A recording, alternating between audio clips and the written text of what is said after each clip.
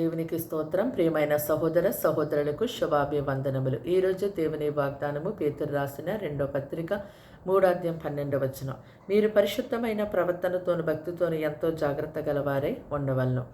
చూడండి, దేవుడు సెలవిచ్చినటువంటి యొక్క మాటల్ని ఈ లోక జనులందరూ కూడా గైకొని జీవించాలని దేవుడు ఎంతో ఆశపడుతున్నాడు. చూడండి, ఈ లోకమును కానీ ఈ లోకములో ఉన్న వాటిని కానీ ప్రేమించకూడదని దేవుడు మనకు ఆజ్ఞాపించారు. ఎందుకంటే ఈ లోకంలో ఉన్నదంతా శరీరాశ, నేత్రాశ, జీవపు డంబము, ఇవి తండ్రి వలన పుట్టినవి కావు అని దేవుడు సెలవిచ్చారు.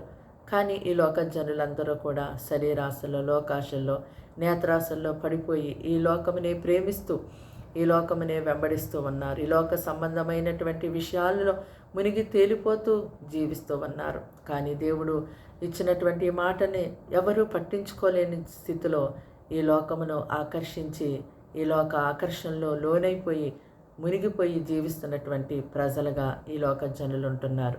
చూడండి, పడవ నీళ్లలో ఉంటుంది, కానీ పడవలోకి నీళ్లు వస్తే ఏమవుతుందో మనకి తెలుసు. అలాగే ఈ లోకంలో మనం ఉంటాము, కానీ ఈ లోకములో లోక విషయాల్లో మనం మునిగిపోవద్దని దేవుడు సెలవిస్తున్నారు. అలాగే మనం నీటిని త్రాగుతాము, వాడతాము, కానీ నీటిలో పడిపోము కదా. అలాగే ఈ లోకం మన ఉపయోగానికి ఉంది తప్ప మనము ఈ లోక విషయాలన్నిటిలో మునిగిపోవద్దని దేవుడు సెలవిస్తూ ఉన్నారు.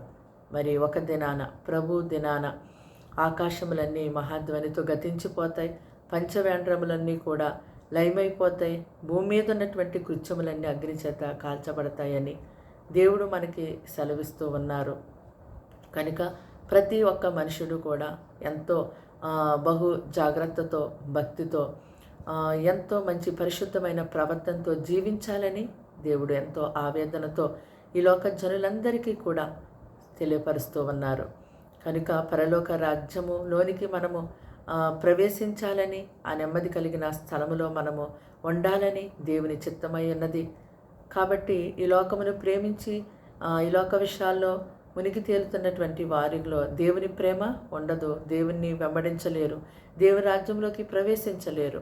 కనుక దేవుడు అంటున్నాడు, ఈ లోకమును ప్రేమించి మీరు నిత్య నరకంలోనికి వెళ్ళకండి, మరి నన్ను ప్రేమించి మీరు పరలోక రాజ్యంలోనికి రండి, మీరు నెమ్మది కలిగిన స్థలములో నాతో మీరు కలిసి జీవించండి అని ఎంత గొప్పగా దేవుడు తన చేతులు చాపి దినవెల్ల ప్రతి మనుషులను ఆయన అద్దకు పిలుస్తున్నారు.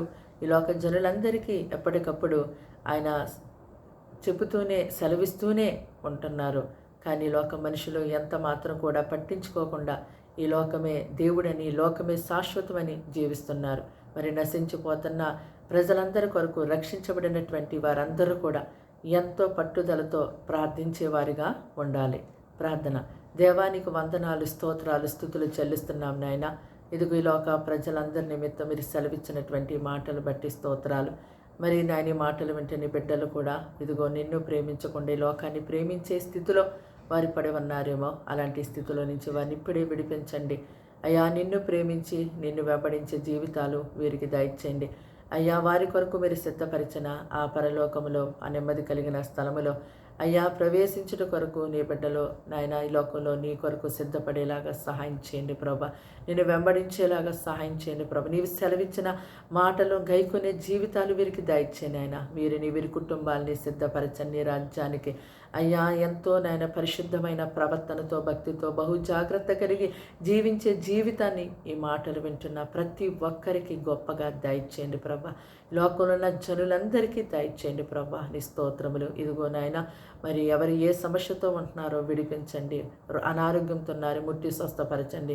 మనశ్శాంతి లేక, నెమ్మది లేక, కలవరంతో, వేదనతో, ఆవేదనతో వారి జీవితంలో జరగవలసిన కార్యములు జరగకుండా అయ్యా ఉంటున్నాయని చెప్పి వారు ఎంతో వేదనతో జీవిస్తుంటున్నారేమో. ఇదిగో తండ్రి, లోకంలో ఉన్న అయ్యా సమస్త వాటికంటే నా గొప్ప దేవుడు అని తండ్రి వారు పూర్తిగా నమ్మి నీ మీద భారం వేసుకుని నీ వైపు చూస్తూ మొరపెట్టడానికి సహాయం చేయండి నాయన.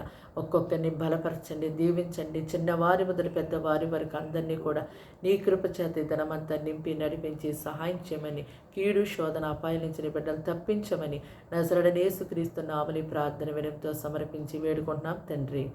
ఆమేన్.